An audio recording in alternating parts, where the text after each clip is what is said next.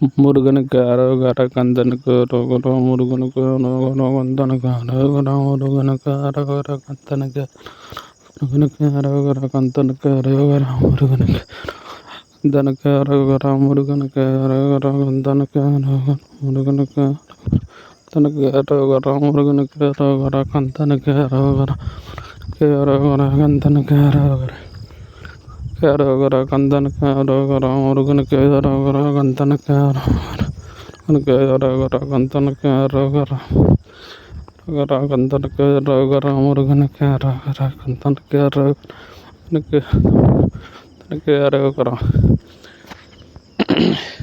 Video வந்து பழமுதிர்ச்சோலை முருகன் கோவிலில் குடமுழுக்கு இந்த வீடியோ தான் பார்க்க போகிறோம். பார்த்துட்டுருக்கிறீங்க நீங்கள். இந்த கோயிலும் புகழ்பெற்ற தெய்வங்களான முருகன் கோவில்.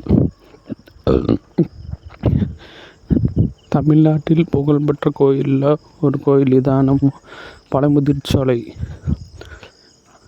முருகனோட அறுபடை வீடில் ஒன்றில் இது ஒரு வீடு.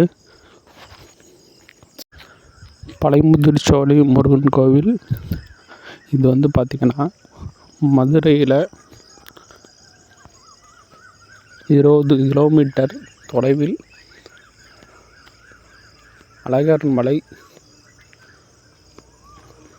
உச்சியில் அமைந்துள்ளது. அடர்ந்த வனப்பகுதி முருகப்பெருமான் புகழ் பாடல் பாடிய தலம் பழமுதிர்ச்சோலை அறுபடை வீடில் ஆறாம்